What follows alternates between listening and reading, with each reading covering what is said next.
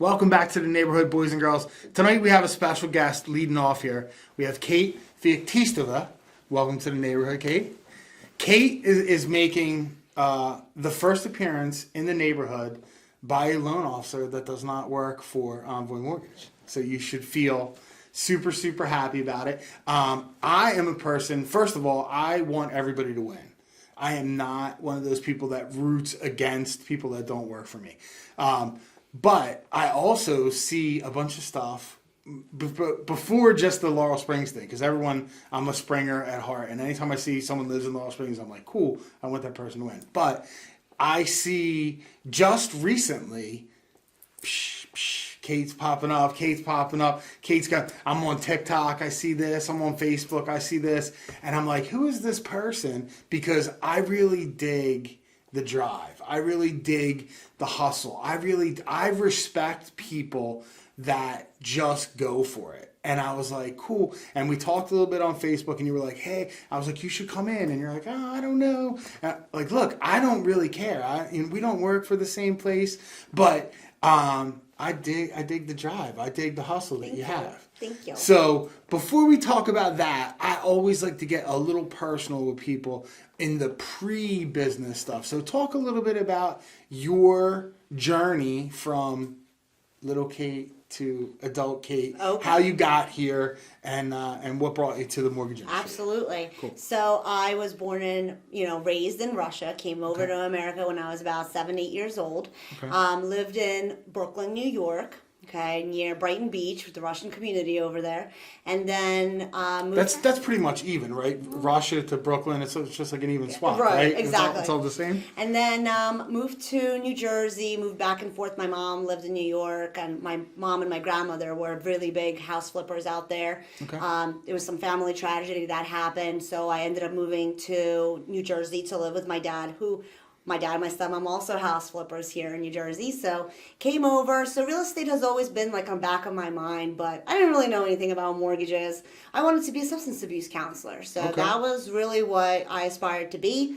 And when I kind of started working in the field, I was like, I don't really know. This is not really for me.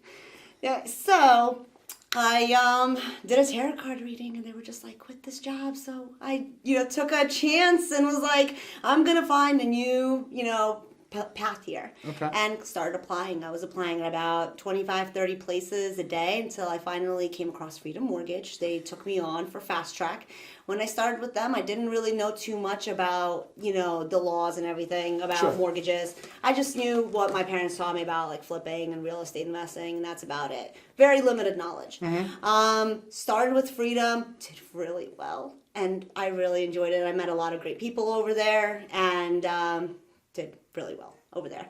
But decided that ultimately I was capped. Like I hit my ceiling. I'm already doing well. Like, where am I going to go? How am I going to brand myself? How am I going to grow my business? How am I going to be an entrepreneur? And, because I'm building their business, not my own business.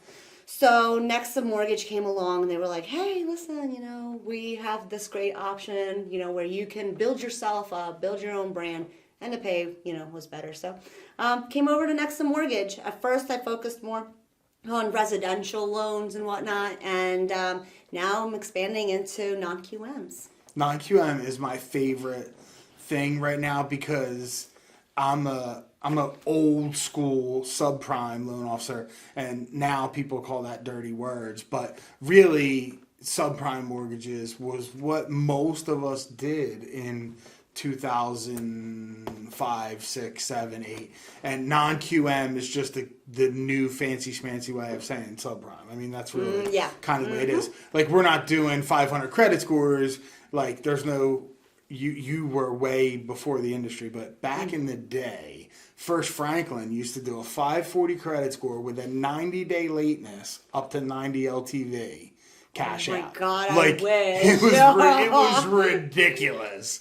You know what I mean? We had like the reps would come in and every rep had their pricing matrix and you would just have a desk full of loans you couldn't do Fannie Mae or FHA and they would literally like go through your garbage and option one would do this and MLN would do this and Delta would do this and all these different places and they don't make enough money, but maybe if 5 of their neighbors will write a letter saying that they babysit their kids and they pay him $100 a month, we could do that. Or he's a car mechanic and he makes $80,000, but he can say that he fixes cars on the side and makes another crazy Wild West stuff.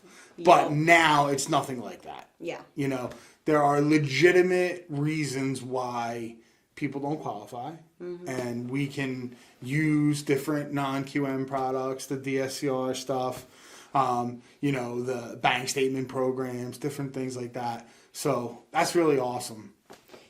It's a whole new thing, and you talked about freedom, and I didn't really work there. I think I did for like a day or two, but that was like in my mind, that was like a really. I have a bunch of friends that work there, so I'm not talking bad about them, but it's like it's a cubicle job. You know, it's a cubicle job, and you're an order taker, and the phone rings all day when rates are really good.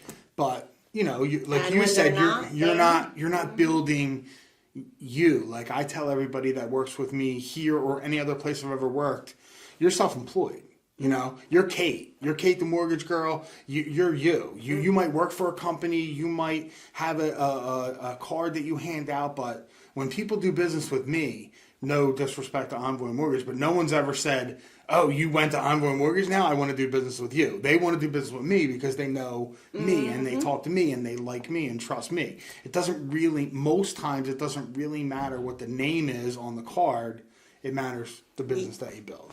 Absolutely. And building relationships, it is new to me because at Freedom Mortgage, it's call center environment. Here's the people you're calling, or you're waiting for calls all over the country, but you're not going out meeting realtors, investors, other mortgage company originators like yourself. You're just, making those dials and that's it. And being over, in the broker world, I love it. You get to go to events and meet people and have fun. That's why I'm here.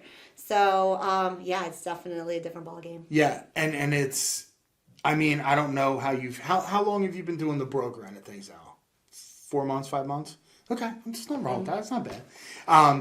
So non-QM is still relatively new. You know what I mean? Like there's a lot of companies. We just had the first company go out of business. First big company, Spring EQ. Was that who just went out right now? Wait, what? No, not Spring. Who was the company that just went out of business? No, it's not Angel Oak. No, I don't know. There was Sprout. Sprout just went out. Okay. Sprout just went out.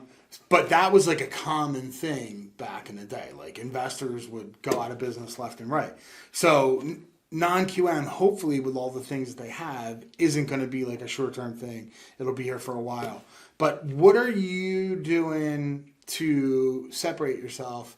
Like you have broker products, but a bunch of other people have broker products too. What are you doing so that people are like, besides the cool color hair and all that stuff, what are you doing to separate yourself from other people? I am a huge believer in providing value to whether it is my partners, my clients. How can I provide value to you every single time that we work together? Okay. Whether it is, doing cold calls with, friends to get them motivated to do it. Classes, actually have a class for non-QM products coming out starting in November at Keller Williams in Morristown because I want to help. I want to figure out a way to let people who interact with me grow with me.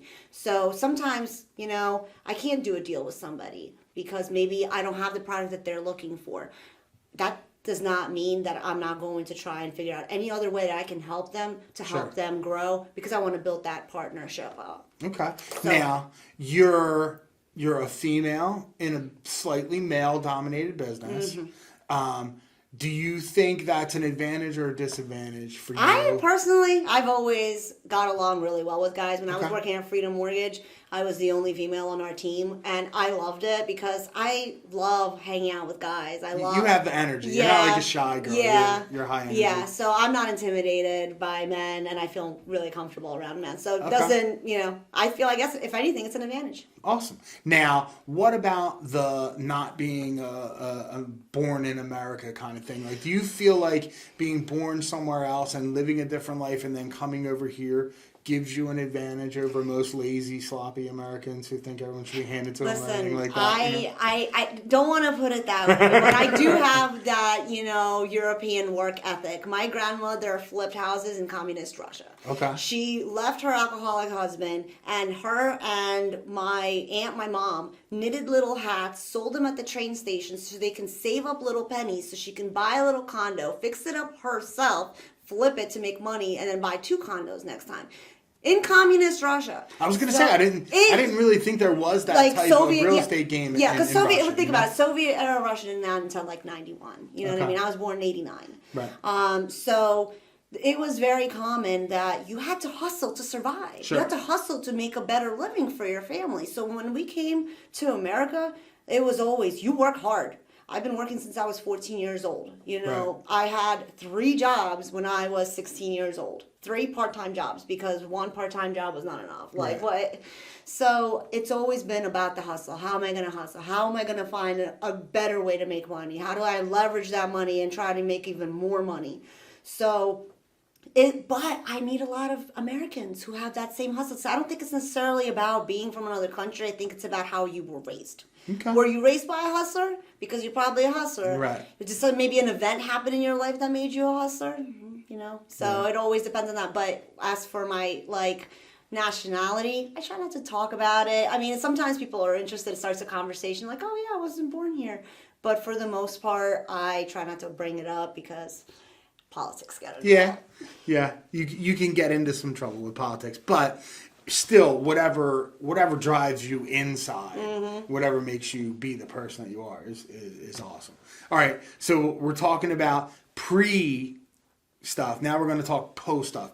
Let's move the calendar to October of 2024. Tell me some of the goals that you have set for yourself in the next 2 years and some things that we're going to see you accomplish in the next 24 months. Absolutely. So, I am right now trying to learn as much as I can about non-QMs and, the broker world so that I can have my own branch. I can have my own branch through Nexa, but my goal is to have my own branch. I have loan officers under me. I want to get to the point where I'm not writing loans. Like I am the person who's building relationships and stuff, but I want to get into real estate and flipping and investing and buying holds and all that stuff. Like that is, in my opinion, a great way for me to honor my mom and my grandmother. Okay.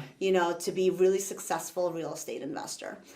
So down the line, have my own mortgage company. I have, I'm successful real estate investor. I have a couple properties, a couple small businesses I invested in. My husband, he is a carpenter, so I really want him to eventually have his own company as well. We could do business together, but yeah, definitely have some goals. You think you'd be tougher on your husband than a regular vendor that you have as a carpenter? Oh, absolutely. Absolutely. I will be holding him to the highest standard. Because I'm not, listen, it's something about me is I'm super nice to like friends and partners and, but my family, I'm really tough on them. Yeah. For sure. I grew up in the restaurant business, and everyone used to joke with me because, I fired everybody. You know what I mean? I fired my girlfriend a couple times. I fired my brother once or twice. I fired my mom one time. She would come in and answer the phones on Friday night. I forget I corrected somebody. She said something. I'm like, you go do. I'm not anymore, but I was really, really hard, especially on the people, and I have a really tough time. Now, I currently work with my ex-wife, who's a realtor, and we get along really, really That's good. awesome. We get along better now than we did when we were married, but it is tough. I find it. My wife does work here, and we get along really good, but I don't know if we were if I was doing a physical project, I would have a tough time with that because I would always fall in the same trap. I expect more from the people in my family because I would always think that they would go above and beyond for me. And they always looked at it like they didn't have to do as much because they were my family, and like, oh, my uncle or my brother or whoever is the boss, so I can slack a little bit. And I always took it like a personal insult if you weren't blood, sweat, and tears in from it, Yep. No, so I get that. I absolutely I get think that. I think it would be pretty cool to see that. I would love to see in the next couple of years. I want to know when you guys are flipping a house, and I want to come by and hang out and watch you two interact, because that's really cool. I love flipping houses. I love doing that. But the interaction between people is really the coolest stories. Yes, I have ways to go and everything, but it's definitely exciting stuff. Awesome. Okay, so now we're gonna end it with your personal question. If you could spend 30 minutes interviewing any person throughout history, alive or dead, anyone, they could still be here, they could have died 1,000 years ago, which person would it be that you would want to interview, and give me one question that you would ask them? I'd probably interview my grandmother, Okay. honestly. And the question I would ask her is, when you start to lose motivation, or you start to feel like things are moving too slowly, how do you push through it with a very positive attitude? I mean, she was definitely a go-getter, and very, very hard, and I look up to her quite a lot because of how much she's accomplished. Sure. She's overcome a lot of fears, and I want to, she's not around anymore, but if I could, go back in time and sit down and interview her, I would ask her, how were you that much of a hustler? Like, how did you stay so motivated even when things were not going your way? Yeah. Awesome. Kate, thank you so much for coming by. We're going to Thank you have you for come having back me. on when you get that done. We'll be back with the next guest on Mr. Mortgage's Neighborhood.